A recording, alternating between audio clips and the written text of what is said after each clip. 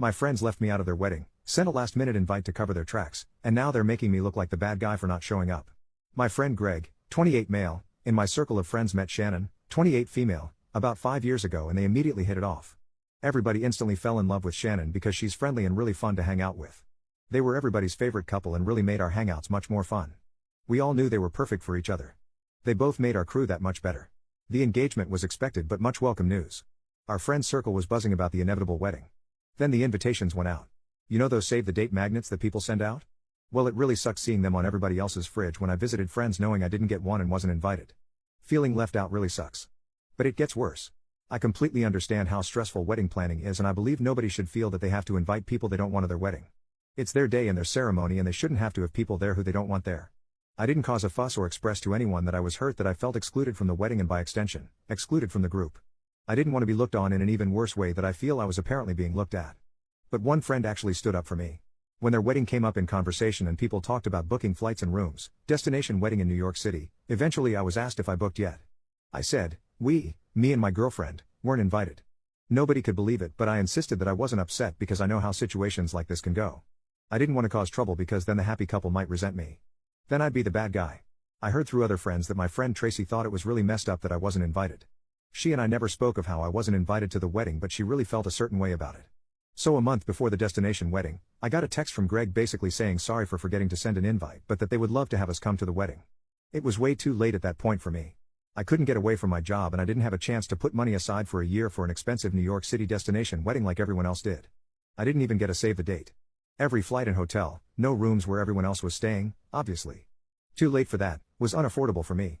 I texted him back that I couldn't make it. The wedding came and went and I felt bad about everything. I saw the Facebook pictures of my friends all having the time of their lives. It looked like a great wedding. There's even a picture of just the group of friends labeled the crew. I don't think I've ever felt so left out honestly. It really made me feel worthless and unwanted. So naturally the typical thoughts surfaced. They don't like you. They think you're annoying. They think you're a jerk. If you can't identify the schmuck in a group of friends, that means you're it. They think you try way too hard to be nice and think you're a phony. Then as if it couldn't get any worse, Shannon messaged me on Facebook asking why I didn't RSVP and said they missed me at the wedding. RSVP? Doesn't one have to be invited in order to RSVP? Everybody got a year to prepare between getting save the dates and actual wedding invitations. I got a text message a month before the wedding. Just as I feared, I'm being made out to be the bad guy and I even made a point to keep my feelings to myself and play it cool. But as usual I didn't say this to her because I know how I would end up looking. I actually apologized for. I don't even know why. But I made a point to mention how I spoke with Greg about it. I also made sure to compliment the wedding pictures and say it looked like fun. I did everything I could in that conversation to make it easier on her and of course now I feel like a total schmuck. That was this past summer and I haven't seen them since. I feel like that's it for me in the group now. I see some of the friends in our group every now and then but everything feels different now. None of them even responded to my birthday party Facebook invite this month. I feel like things are being said behind the scenes and I feel completely out of the loop. It felt like a passive-aggressive message that maybe Greg and Shannon never actually liked me. My fiancée gets along great with Shannon and she's just confused. Seeing her confusion just makes my heart break even more because she's a sweetheart who's never offended anybody in her life.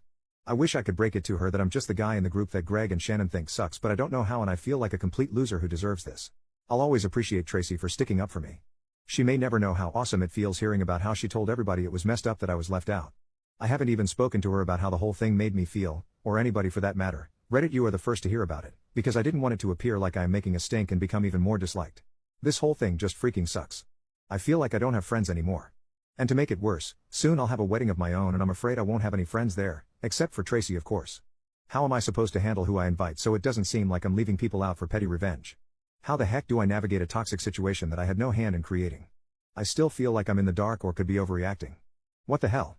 Relevant comment, that totally sucks. I would be hurt too. Do you think maybe Greg was in charge of sending invites to his friends and forgot? Or it got lost in the mail? I had an invite get returned to me 1 month after I sent it, but thankfully I'd sent a save the date, and sent my invite super early so it ended up being fine, but if I hadn't one of my cousins might have incorrectly thought she was excluded. It sounds like Shannon, at least, thought you were sent an invite if she was upset you didn't RSVP. You actually did RSVP by texting Greg back, but it sounds like she thought you'd been sent an RSVP response card.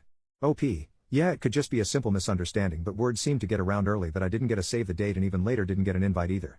Tracy especially seemed to make sure everybody was aware that she wasn't happy about my exclusion. The other friends I spoke to didn't even suggest that it could have been a mistake, almost like they knew something I didn't but didn't feel comfortable saying it. Only one person even spoke up on my behalf. Mini update 3 days later, I took everyone's advice and brought it up with Tracy.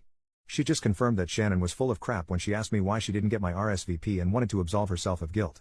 I'm not sure if they forgot or if I just wasn't invited yet, but Tracy said we'd talk about it more tonight when she gets out of work. Final update: later that day, I spoke about it in depth with Tracy. It turns out Greg's best man, someone who was never in the gang but grew up with Greg, always hated me and Greg thinks I'm annoying. Shannon later felt bad, so they chose not to invite me and pressured him to invite me over text knowing I wouldn't be able to make it. Also, it wasn't only Tracy who thought it was wrong that I didn't get an invite, and the chatter is what made Shannon ask me why I didn't RSVP, to make it seem like my invite was lost in the mail. It feels better knowing this because, like I said, they don't have to have people they don't want at their wedding. But knowing Greg doesn't like me hurts because I always thought we were friends. Turns out he's the phony. Unfortunately, everybody else, except for Tracy and a few others, like Greg more than me, so they kind of felt like they had to choose a side after Tracy brought up why I didn't get invited. Lots of people are feeling guilty about this, apparently. They still felt like they had to choose a side for whatever reason. Probably because most of them went to high school with Greg. Oh well. That's life. Thanks for the advice about being more assertive. Those of you polite about it were very helpful. Thanks. Relevant comments. Commenter number 1. Yeah, you don't need those two-faced jerks in your life. Congratulations on finding out before they borrowed money from you. When they get divorced, you can reach out to Greg and tell him that he deserves it. OP, it's funny you bring up borrowing money because they're the type who always want to split the check when they order the most expensive crap and always say, I'll get you back. And I don't trust Venmo. I'll just give you cash when I go to the ATM, and then they never do. On the plus side, I don't have to pay for part of their steak and lobster dinners anymore. Commenter number 2, will you invite Greg, Shannon and the best man to his wedding? OP, nah, I don't think it would be right to force anybody to choose sides because that feels inappropriate to do to friends. I think everybody who stood up for me gets an invite. Greg can have his best man and be the cynical bastards they are together. Honestly, nobody really likes the best man all that much because he's always acted like an obnoxious jerk when he's been around us. They can have each other. Commenter number 3, in this situation you aren't the bad guy from my perspective, and to be honest, a destination wedding is a jerk move on your friend's part. The sheer inconvenience of one is like jerk move supreme, especially the fact they chose NYC, what the heck. Plus some people turn into assholes after marriage, and statistically speaking, your married male friend is going to be spending much time with his wife now than his friends. In some ways marriage is like high school, you go to it with your friends for a little while, then you start to drift away from another by barely communicating. OP, Shannon is from up there and she wanted to be closer to her family. Yeah, it turns out they didn't want me there and felt pressured once some of my friends realized. I guess it was easier to make the decision when it was just the two of them, and they lost confidence in the choice when people found out.